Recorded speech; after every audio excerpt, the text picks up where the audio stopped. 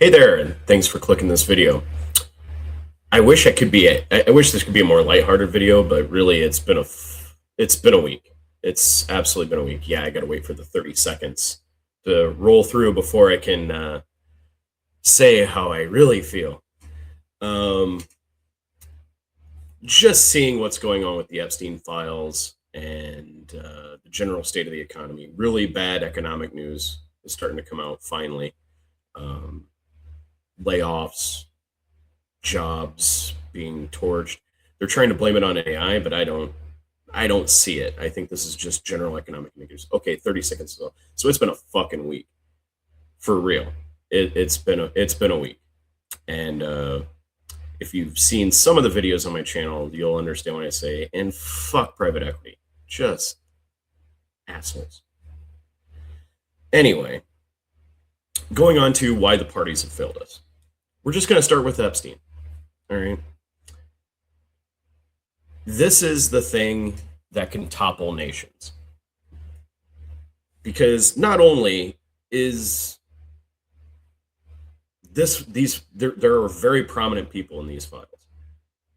Kimball Musk, Elon Musk, all over it. Kimball particularly dated one of Epstein's girls. Spent a lot of time in Denver, apparently, for whatever reason. Oh, he has a restaurant there or something.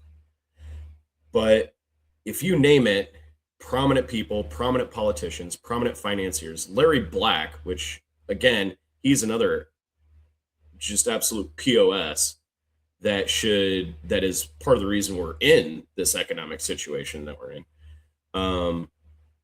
He's all over the files. Yeah, like he's named, like he's on an appointment schedule at Epstein Mansion, New Mexico, and the island. Like, then there's this heartbreaking journal diary that one of the victims wrote in code, and he's all over it. When I say the parties have failed us, is like where do we go from here? I don't think that when we get out of this, that those of us who lived in the 90s, the 80s, the thousands, the country is what country comes out of this is not going to be the same that we grew up with. It just can't. Too many structures have been exposed. Too many things that we thought were just like solid walls, we found out were made of cardboard. The framers of the Constitution, these guardrails of democracy, we find out weren't really guardrails. They were more like suggestions. Just kind of like, don't do that. And there's a lot that will have to be done. And frankly, I don't see a single politician in the current crop that has the ability, the willpower to do what will have to be done. I mean, it's almost a revamping of our governmental systems and institutions that have been there for 100 years. Some of these things, some of them hundreds of years. I mean, we're coming up on the 250. And these things have been torn to the ground. And that's just our governmental institutions. We're not even discussing our financial and economic systems, where private equity has hollowed out the entire small and mid-cap companies. And we have monopolies everywhere, cartels everywhere. Our entire economy is essentially anti-competitive. And because we haven't enforced our antitrust laws in 30, 40 years. How do we fix this? It would require a monumental effort in the legislature, passing bills at a pace never seen before to fix what has been broken. And I do not see any of the current crop of politicians that have the coalition building ability, the wherewithal, or frankly, the fortitude to do that. And even if they did, there's the media apparatus behind it that will do their level best to forestall any efforts to fix this. We have environmental protections that are now being utilized against us rather than for our benefit. The pesticides, um, taking out lead, require lead levels in the water. So the EPA is not the Environmental Protection Agency; it's the Corporation Protection Agency now. And there's so much that will have to be fixed.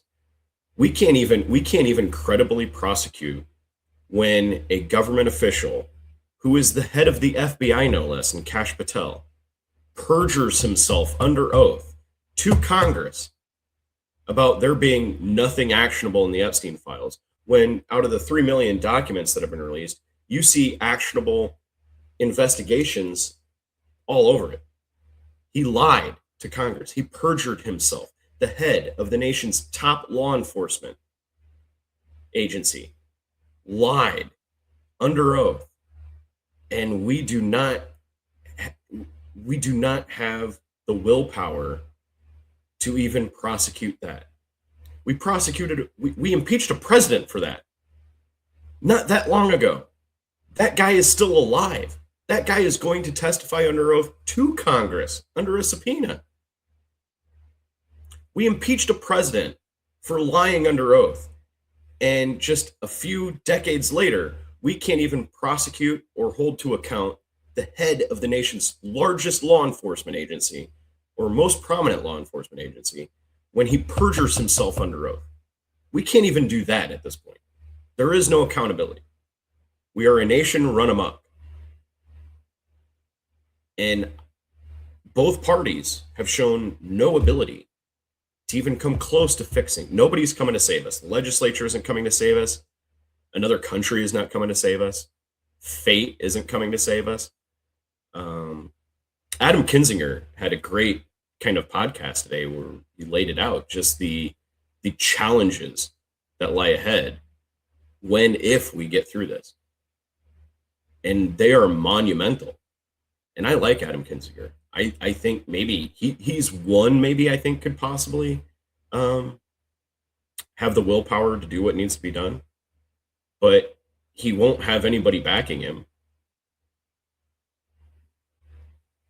And that's even before we get like all the Epstein files and find out exactly how this country has been subverted over the last 30 years by a man named Jeffrey Epstein.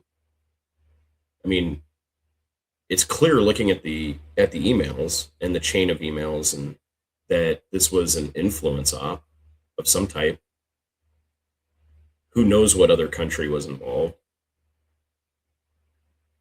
But the level of interconnectedness amongst all these people and Jeffrey Epstein, and I don't care if it was an innocent interaction.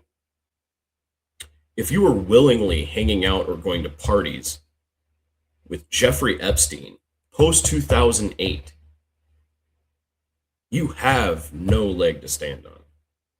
You should be run out of society, because that means you were associating with an already known PDF file. Think on that for a second. Post 2008, in 2012, 2013, 2014, 2015, 2017, 2018, 2019, Steve Bannon, Elon Musk, Kimball Musk, Leon Black, Larry Summers, all these people associating with someone willingly, hanging out with them, sending friendly emails, scheduling parties, scheduling lunches, scheduling dinners, conferences, seminars with someone who was convicted as a level 3.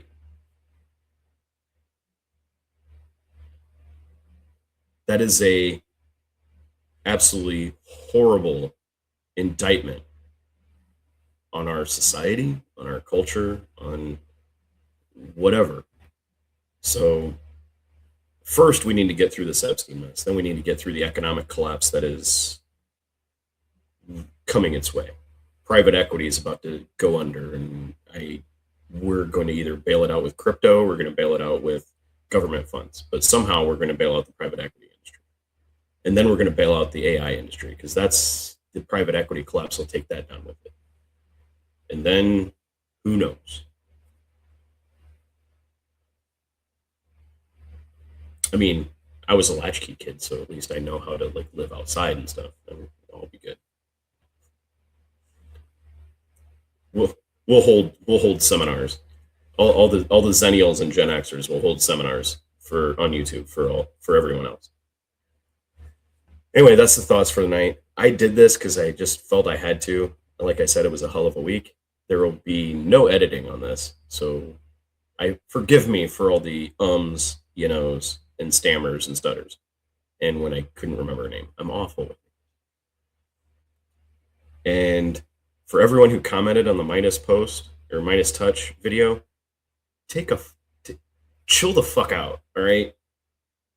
When you post comments like Trump's health is collapsing, and then you Donald Trump, Donald Trump's health is collapsing, it's misleading at best. And they don't need to do it. They have a massive subscriber base. Me, I should be doing that because I don't have a massive subscriber base. But to come into my comments and be like, oh, Midas is great, chill the fuck out. All right. Well, thank you, everybody. Thanks for watching this far. Have a great rest of whenever you watch this. And please hit like and subscribe, and talk to you later. See you on the other side.